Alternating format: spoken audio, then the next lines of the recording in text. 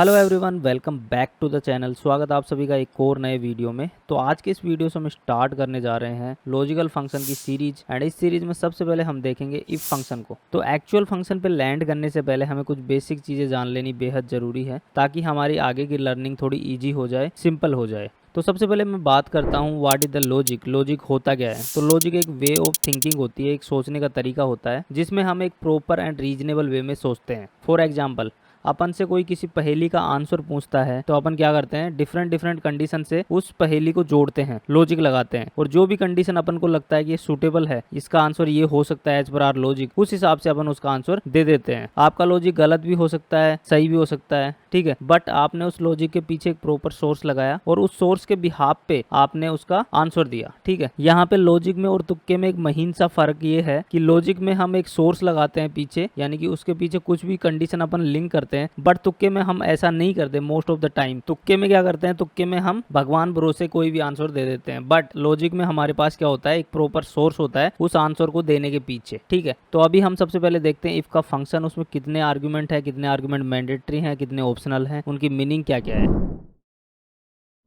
तो ऐसा कुछ फंक्शन है इफ का जिसके अंदर टोटल 3 आर्गुमेंट आपको देखने को मिल रहे हैं। 3 में से 2 आर्गुमेंट यहाँ पे ऑप्शनल है और 1 आर्गुमेंट मैंडेटरी है। अगर आपने मेरी पिछली क्लासें देखी हैं तो मैंने कई बार बताया कि जो भी स्क्वायर ब्रैकेट के अंदर आर्गुमेंट होते हैं वो आपके ऑप्शनल होते हैं, ठीक है। बट यहाँ पे आपको वैल्यू इफ ट्रू वाला argument as a mandatory argument treat करना पड़ेगा, ठीक है। विदाउट इसके आप रिजल्ट नहीं ला सकते। अगर आप मैंडेटरी आर्गुमेंट के बाद में इस फॉर्मूला को बंद कर देते हैं तो ये फॉर्मूला काम नहीं करेगा, आपको आगे नहीं जाने देगा, ठीक है। तो आपको वैल्यू इफ ट्रू वाला एज ए मैंडेटरी आर्गुमेंट यहाँ पे ट्रीट करना पड़ेगा, तभी ये फंक्शन आपका लॉजिक टेस्ट करेगा और एज पर लॉजिक आपको रिजल्ट लाके दे देगा। तो मेक श्योर कि आपका जो दूसरा आर्गुमेंट है यहाँ पे वैल्यू इफ ट्रू वाला, वो आर्गुमेंट भी आप जरूर से डालें, अदरवाइज ये काम नहीं करेगा, ठीक है। अगर मैं इस फंक्शन को समराइज करूं तो सबसे पहले आता है लॉजिकल टेस्ट। आपको क्या लॉजिक टेस्ट करना है। फॉर एग्जांपल, अगर मैं बोलूं कि 2 इक्वल्स टू 2 है, 2 और 2 बराबर हैं, अगर मेरा स्टेटमेंट ठीक हो, ये लॉजिक सही हो, तो मुझे एज पर सेकंड आर्गुमेंट के हिसाब से वैल्यू मिले। अगर मेरा स्टेटमेंट गलत हो तो मुझे एज पर थर्ड आर्गुमेंट के हिसाब से वैल्यू मिले, ठीक है। तो सेकंड आर्गुमेंट आपको डिफाइन करना पड़ता है कि आपको क्या आउटपुट लेके आना है। थर्ड आर्गुमेंट में फंक्शन आपको ऑटोमेटिकली वैल्यू दे देगा जो कि होगी फॉल्स, ठीक है। ये इसकी डिफॉल्ट वैल्यू है थर्ड आर्गुमेंट की। तो इस तरीके से आप इस फंक्शन को समझ सकते हो। आपको और अच्छी अंडरस्टैंडिंग आएगी जब अपन एग्जाम्पल इसके करेंगे। अब देखते हैं इसके कुछ एग्जाम्पल जिससे कि आपको और अच्छी अंडरस्टैंडिंग आए।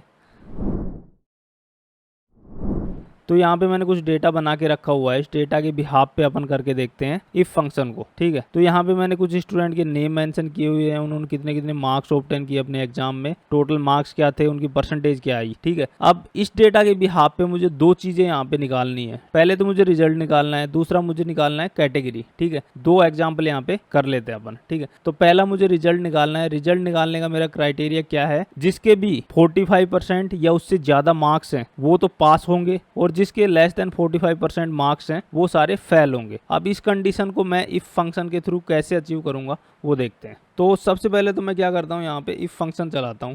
अपना लॉजिकल टेस्ट क्या है कि परसेंटेज वाले कॉलम में अगर आपकी वैल्यू ग्रेटर देन या फिर इक्वल्स टू 45% हो, अगर ये लॉजिक अपना सही हो तो अपन को क्या वैल्यू मिले, पास, ठीक है। अगर ये लॉजिक अपना गलत हो तो अपन को क्या वैल्यू मिले, फेल। ब्रैकेट बंद कर दो, एंटर दबा दो, ठीक है। अब यहाँ पे आप देख सकते हो कि जिसके भी 45% से ऊपर मार्क्स हैं वो सारे पास हो गए। फॉर एग्जांपल ये तीनों देख सकते हो आप, तीनों के 45% से ऊपर हैं, इन तीनों के 45 से नीचे हैं तो सारे फेल हो गए। इस तरीके से बाकी में भी रिजल्ट लेके आ गया है, ठीक है। अब यहाँ पे एक चीज़ गौर करने वाली है, जैसे आप किन्हीं 2 वैल्यू को कंपेयर करते हो तो आपको बीच में ऑपरेटर देना पड़ता है, ठीक है। यहाँ पे जैसे ग्रेटर देन और इक्वल्स टू का अपन ने ऑपरेटर दिया है, तो एक्सेल में लॉजिकल फंक्शंस को यूज करते वक्त अपन को कुछ लॉजिकल ऑपरेटर्स की जरूरत पड़ती है। तो वो ऑपरेटर क्या क्या होते हैं वो मैं आपको दिखा देता हूँ।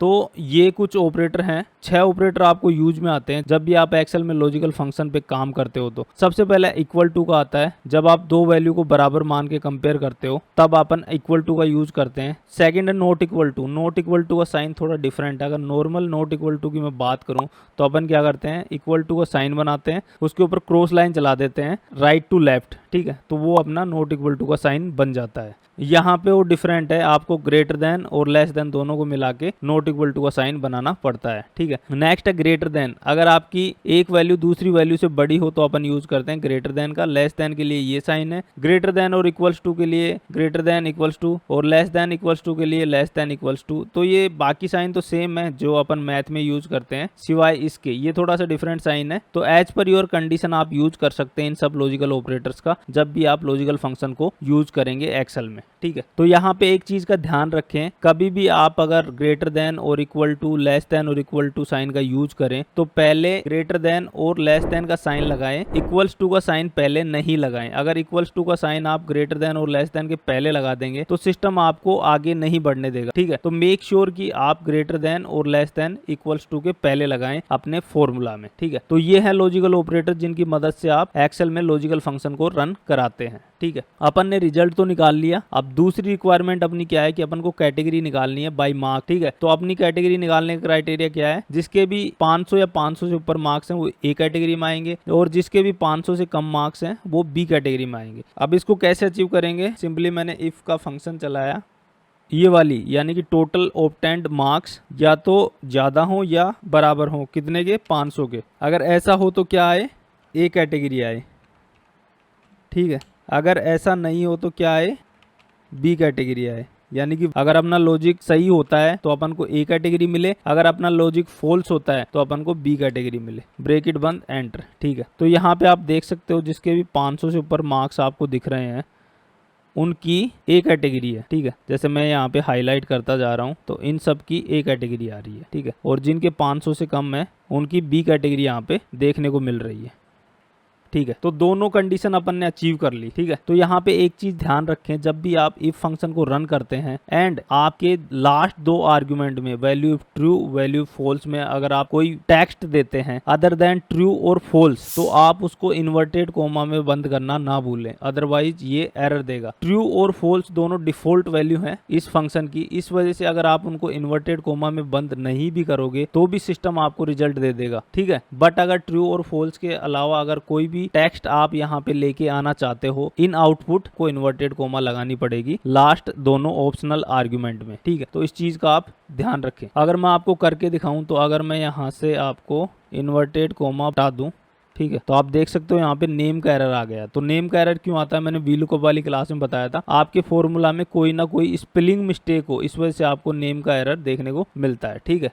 अगर मैं यहाँ पे जैसे कि पहले आर्गुमेंट में मैं ट्रू लिखता हूँ, ठीक है, और दूसरे में लिख देता हूँ फॉल्स, ब्रैकेट बंद, एंटर, ठीक है। यहाँ पे आपको कोई भी एरर फंक्शन ने नहीं दिया क्योंकि ये दोनों डिफॉल्ट वैल्यू हैं इसकी, ठीक है। तो इस चीज का ध्यान रखें, जब भी आप अदर देन ट्रू और फॉल्स के ऑप्शनल आर्गुमेंट में कोई भी टेक्स्ट डालते हैं तो आप इन्वर्टेड कोमा में उसको बंद कर दे। नंबर के केस में आपको इन्वर्टेड कोमा की जरूरत नहीं पड़ती, ठीक है। एक और चीज यहाँ पे ध्यान रखने वाली है कि जब भी आप फंक्शन को यूज करें तो एक रेफरेंस बना ले अपने आउटपुट के लिए। उससे क्या फायदा होगा कि नेक्स्ट टाइम अगर आपको कोई मॉडिफिकेशन आपके फॉर्मूला में करना पड़े तो उसको आप एक क्लिक में कर सको। फॉर एग्जांपल मैं इसको कंट्रोल जेड करता हूँ, ठीक है। अब मेरा पासिंग क्राइटेरिया थोड़ा चेंज हो चुका है। अब मैं किसको पास कर रहा हूँ, जिसके भी 50% या 50% से ज्यादा मार्क्स आए हैं केवल वो पास होंगे, अदर देन 50% सारे फेल होंगे। तो अब मैं क्या करूंगा, अब मैं इस फॉर्मूला को मॉडिफाई करूंगा, ठीक है। ये सिंगल केस है, सिंगल केस में अपन कर सकते हैं, कोई समस्या अपन को नहीं आएगी। अगर मल्टीपल केस हो तो अपन को समस्या यहाँ पे देखने को मिल सकती है, ठीक है। तो मैं क्या करूंगा, मैं इसको चेंज कर दूंगा यहाँ से,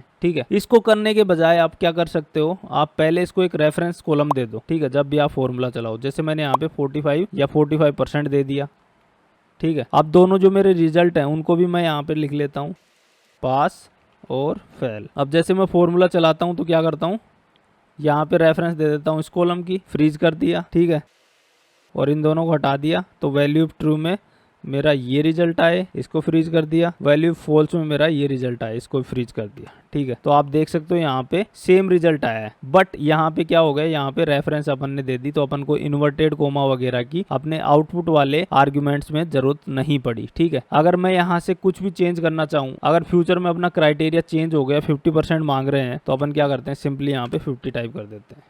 अगर 60 हो गया तो यहाँ पे 60 कर देते हैं। तो एज पर दिस रेफरेंस इसका रिजल्ट चेंज हो गया, ठीक है। बाकी दोनों आर्ग्यूमेंट को भी आप यहाँ से ऊपर नीचे कर सकते हो एज पर योर रिक्वायरमेंट, ठीक है। सेम चीजें आप कैटेगरी में भी कर सकते हो, रेफरेंस लगा सकते हो। तो रेफरेंस का फायदा ये होगा कि आपको फ्यूचर में कुछ भी चेंज करना पड़ेगा तो आप सिंपली एक कॉलम में जाके वैल्यू को चेंज कर दोगे, उससे आपका आउटपुट चेंज हो जाएगा, ठीक है।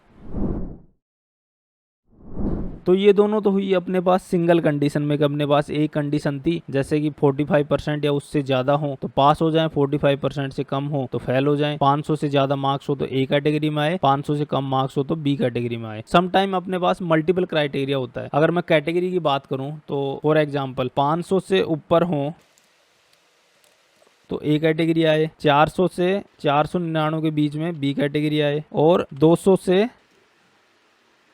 399 के बीच में सी कैटेगरी आए, ठीक है। आगे भी आप डाल सकते हो बट 3 में अपना काम हो जाएगा क्योंकि मल्टीपल कंडीशन पे अपन चेक करके देखना चाह रहे हैं, ठीक है। तो अभी मुझे क्या करना है, जिसके भी 500 से ऊपर मार्क्स हो तो उसकी ए कैटेगरी आए, जिसके 400 से 499 के बीच में हो उसकी बी, 200 से 399 के बीच में सी कैटेगरी आए, ठीक है। आप इसको और भी बड़ा बना सकते हो, कोई इश्यू नहीं है। तो अब इस कंडीशन को अचीव करने के लिए सिंगल इफ का फंक्शन काफी नहीं है, क्योंकि अपन यहाँ पे केवल सिंगल लॉजिक लगा सकते हैं, बट यहाँ पे लॉजिक अपने मल्टीपल है, ठीक है। तो इस केस में अपन क्या करेंगे, इस केस में अपन यूज करेंगे नेस्टेड इफ। नेस्टेड इफ क्या होता है, एक इफ के अंदर दूसरा इफ चलाना, ठीक है। क्योंकि यहाँ पे मल्टीपल कंडीशन अपन अचीव करना चाह रहे हैं तो अपना एक इफ से काम नहीं बनने वाला, इसलिए अपन क्या करते हैं, इफ के अंदर इफ चलाएंगे, ठीक है। तो मैं क्या करता हूँ, सबसे पहले इन सबको हटा देता हूँ।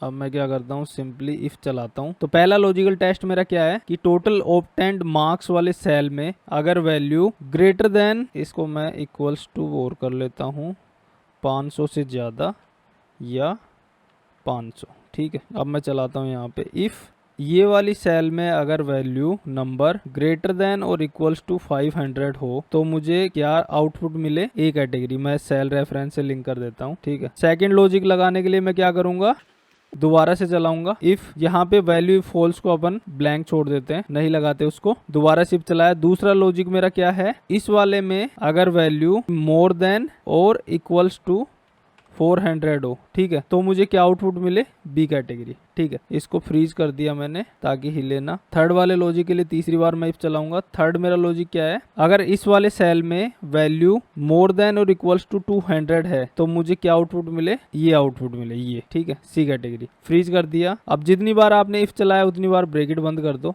अदरवाइज ये फंक्शन आपको आउटपुट नहीं देगा, आगे नहीं जाने देगा, ठीक है। 3 बार इफ चलाया, 3 बार मैंने ब्रैकेट बंद कर दिया, एंटर दबाया, ठीक है। तो यहाँ पे आप देखोगे जिनके 500 से ऊपर मार्क्स है ना, वो ए कैटेगरी में आ गए, जैसे ये रहा और ये रहा, और आपका ये देख लो, इसके अलावा ये रहा। 400 से 499 के बीच में जैसे ये रहा, बी कैटेगरी में आ गया, ये रहा, ये रहा, ठीक है। और 200 से 399 वाले सी कैटेगरी में आने चाहिए, तो अगर आप देखोगे तो ये रहा सी कैटेगरी, ठीक है, ये आ गया सी कैटेगरी में और ये आ गए सी कैटेगरी में, ठीक है। तो इस तरीके से आप मल्टीपल कंडीशन को अचीव कर सकते हो बाय नेस्टेड इफ। इफ के अंदर इफ चला, जितने आपके लॉजिक होंगे उतनी बार आप इफ चला दो इफ के अंदर, ठीक है, तो आप मल्टीपल कंडीशन को भी अचीव कर सकते हो। बट आई पर्सनली सजेस्ट कि आप नेस्टेड इफ की जगह IFS इफ्स फंक्शन का उपयोग करें, क्योंकि वो स्पेशल मल्टीपल कंडीशन के लिए ने डिजाइन किया है, ठीक है। तो इसकी जगह आप इफ्स फंक्शन का यूज करें, वो वाला फंक्शन अपन नेक्स्ट चैप्टर में कवर करने वाले हैं डिटेल लेवल पे, ठीक है। अगर एरर की बात करूं तो बेसिकली यहाँ पे आपको नेम का एरर देखने को मिल सकता है, ठीक है। नॉर्मल इफ की बात कर रहा हूँ, नेस्टेड इफ की बात नहीं कर रहा। बाकी और कुछ आप ऊपर नीचे करते हो फॉर्मूला में तो सिस्टम आपको वहीं पे ऑन कर देगा, ठीक है, आगे नहीं बढ़ने देगा। तो बेसिकली नेम का एरर तब आता है जब आप फॉर्मूला में कोई मिस स्पेल करते हो, ठीक है। आई होप कि आपको इफ फंक्शन अच्छे समझ में आया होगा। अगर आपको ये वीडियो अच्छा लगा तो इसको लाइक कर दें, चैनल पे नए हैं तो चैनल को सब्सक्राइब कर लें। मिलते हैं आपसे बहुत जल्द एक और नए वीडियो के साथ में, तब तक के लिए बाय, टेक केयर।